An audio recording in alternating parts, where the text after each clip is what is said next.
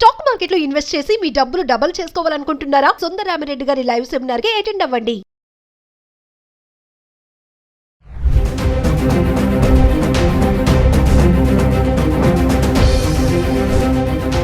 Hi hello నమస్తే, welcome back to Suman TV. ప్రస్తుతం మనతో పాటు ఉన్నారు consumers affairs committee chairman Mandari Krishnareddy గారు. నమస్తే సార్. నమస్తే. సార్, అమెరికా ట్రంప్కి సంబంధించి మనం వీడియోలు చేస్తూనే ఉన్నాము. మరి కొత్తగా అమెరికాలో ఉన్నటువంటి భారతీయ విద్యార్థులను భయపెడుతున్నటువంటి కొత్త బిల్, ఓపీటీ బిల్, అది రద్దు చేసేసాడు. మరి ఏంటి సార్, దానివల్ల మన వాళ్ళకి వచ్చినటువంటి నష్టాలు ఏంటి? అంటే ఎవరైనా ఇతర దేశస్తులు అమెరికా వెళ్ళి చదువుకునే స్టూడెంట్స్ కానీ, లేక ఏదైనా రీసెర్చ్ స్కాలర్స్ కానీ, ఎడ్యుకేషన్ సంబంధించినటువంటి లైన్లో ఉన్న వాళ్ళకి ఎక్కువ భాగం అమెరికాలో ఒక విధానం కొనసాగుతోంది. సపోజ్ వాళ్ళు ఏదో ఒకైనా వీసా తీసుకొని అక్కడికి వచ్చి ఎడ్యుకేషన్ కంటిన్యూ చేయడం కానీ, ఈ రీసెర్చ్ స్కాలర్ ఇట్లా కంప్లీట్ చేసినప్పుడు వాళ్ళకి ఇచ్చిన వీసా పీరియడ్ ఏదైతే ఉంటుందో 2 years 3 years ఎంత ఉంటుందో ఎడ్యుకేషన్ దానికి సంబంధించిన రీసెర్చ్ వరకు ఆ పీరియడ్ ఉంటుంది. ఆ పీరియడ్ తర్వాత కూడా 1 సంవత్సరం నుంచి 3 సంవత్సరాల దాకా వాళ్ళు అక్కడే ఉండి జాబ్స్ చేసుకుంటూ ఇంకా ఫర్దర్గా ఆ రీసెర్చ్ లోపల ఇంకా ముందుకెళ్ళడానికి కానీ, ఎడ్యుకేషన్లో ముందుకెళ్ళడం కానీ, లేదా జాబ్ ఏదైనా చూసుకోవడానికి పాసిబిలిటీ కానీ దానికి తగినట్టుగా ఒక అవకాశం గతంలో ఉండేది.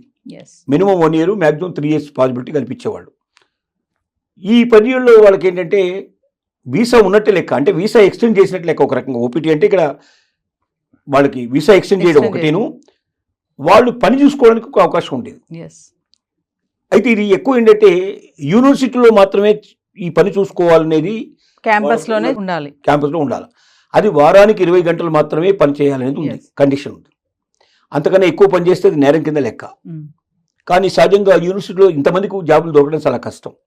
కాబట్టి ఏం చేస్తారు వీళ్ళు, యూనివర్సిటీలో కాకుండా బయటకు వెళ్ళి పనులు చూసుకుంటారు.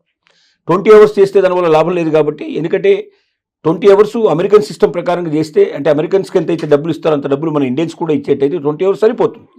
కానీ అమెరికన్స్కి ఇచ్చే దాంట్లో 1/4 1/3 మనకి ఇస్తారు కాబట్టి అది సరిపోదు. కాబట్టి ఏం చేస్తారంటే 20 గంటలు సరిపోదు కాబట్టి బయటికి ఎక్కువ గంటలు పనిచేస్తారు.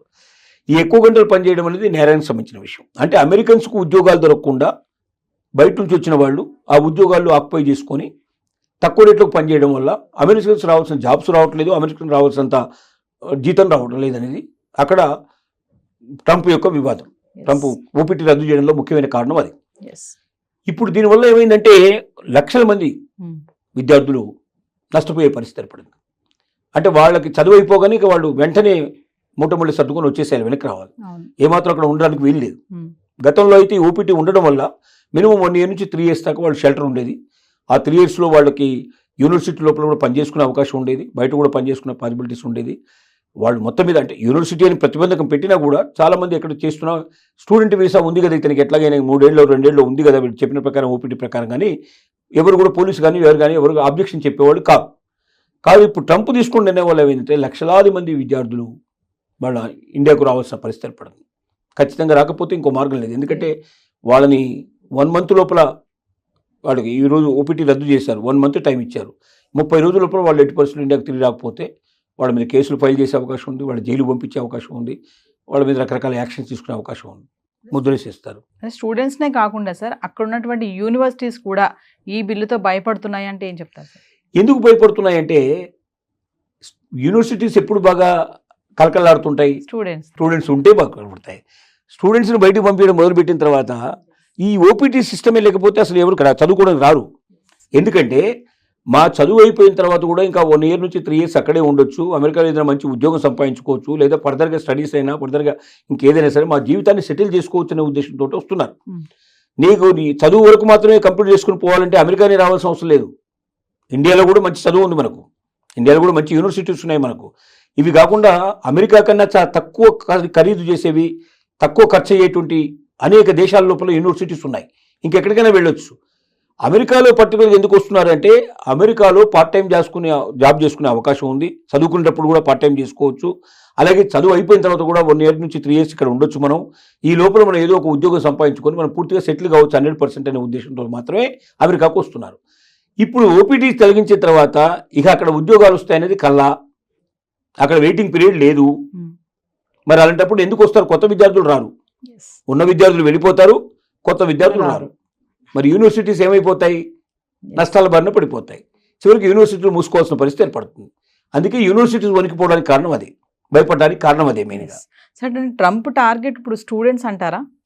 ట్రంప్ టార్గెట్ స్టూడెంట్స్ అని కాదు. ట్రంప్ ఏం ఎలక్షన్లో ఏం వాగ్దానం చేశాడంటే, ఇక్కడ ఉన్న ప్రజలకి నేను ఉద్యోగం కల్పిస్తాను, భద్రత కల్పిస్తాను, ఆదాయాలు పెంచుతాను, ఒక అమెరికాని ప్రపంచ దేశాల్లో నెంబర్ 1 దేశంగా నేను చూపిస్తాను, అప్పులు మొత్తం కంప్లీట్గా తీర్చే ఏర్పాటు చేస్తాను, ఆదాయం పెరిగే ఏర్పాటు చేస్తాను, దేశ భవిష్యత్తే గతంలో ఎప్పుడూ లేనంతగా ఒక ఉన్నతమైన పరిస్థితి, ఒక గోల్డెన్ ఎరా తీసుకొస్తాను నేను అని వాగ్దానం చేశాడు.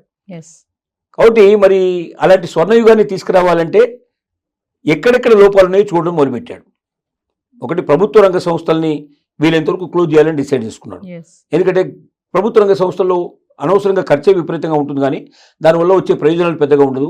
ఎందుకంటే అమెరికాలో ఏంటంటే అన్ని రాష్ట్రాలు ఇండిపెండెంట్గా, ఏ రాష్ట్రానికి ఆ రాష్ట్రమే స్వతంత్ర ప్రతిపత్తి కలిగినటువంటివి. కాబట్టి ఏ రాష్ట్రానికి ఆ రాష్ట్రం బతకగలిగే అవకాశం ఉన్నప్పుడు సెంట్రల్ నుంచి పెద్దగా వాళ్ళకి సపోర్ట్ ఇవ్వాల్సిన అవసరం లేదు.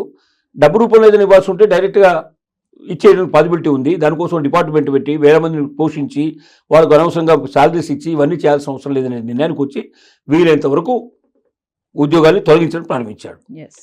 రెండోది ఏం చేశాడు, బయట నుంచి వచ్చిన వాళ్ళు, వలసకు వచ్చిన వాళ్ళు ఇక్కడ ఏం చేస్తున్నారంటే అందరు టెస్ట్ వేసుకొని కూర్చుంటున్నారు. వాళ్ళు ఇక్కడ ఇతరుల ఏంటి ఈ అమెరికా మీద వ్యతిరేకంగా కూడా కొంత వ్యతిరేకత కూడా కూడగట్టేందుకు వాళ్ళు తోడ్పడుతున్నారు. తర్వాత ఇక్కడ ఉన్న ఉద్యోగాలు తన్నుకుపోతున్నారు. ఇక్కడ వాళ్ళకు ఉద్యోగాలు ఇవ్వటం లేదు.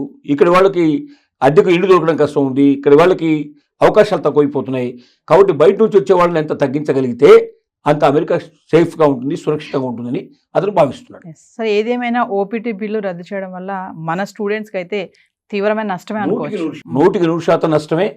విద్యార్థులంతా వెనక్కి రావాల్సిన పరిస్థితి ఏర్పడుతుంది. కొత్త విద్యార్థులు వెళ్ళాలంటే భయపడే పరిస్థితి ఏర్పడుతుంది. ఇక అమెరికా చదువులకి కొంతకాలం స్వస్తి పలకాల్సిన పరిస్థితి ఏర్పడుతుంది. అసలు వాస్తవంగా ఎవరిచ్చినా సలహా ఇది ఇస్తారు. ఎందుకంటే ఏ క్షణంలో ఏం జరుగుతుందో తెలియని దేశంలో వెళ్ళి దేశంగాని దేశం లోపల అక్కడ ఉండి అక్కడ ఒకవేళ ఉండాలనుకుంటే ఒక నెలకి ₹1,00,000 ఖచ్చితంగా కావాలి. ఒక నెలకి ₹1,00,000 కావాలి. అంటే తల్లిదండ్రులు పంపించాల్సింది తప్ప ఇంకో మార్గం ఏముంది? తల్లిదండ్రులు ఎంతకాలం పంపించగలుగుతారు? చదువు అయిపోయిన తర్వాత కూడా ఇంకా ₹1,00,000 నెలకు చొప్పున సంవత్సరానికి 12 లక్షలు 10 లక్షలు ఖర్చు పెట్టాలంటే ఎంతమందికి అవకాశం ఉంటుంది అది? కాబట్టి చాలా మంది పోరు. 100కి 90 మంది 95 మంది వెనక్కి వచ్చేస్తారు. ఒక 5% పీపుల్ 10% పీపుల్ మేబీ డబ్బు బాగా ఉన్నవాళ్ళు పంపించుకునే పాసిబిలిటీస్ ఏర్పడతాయి. Thank you sir.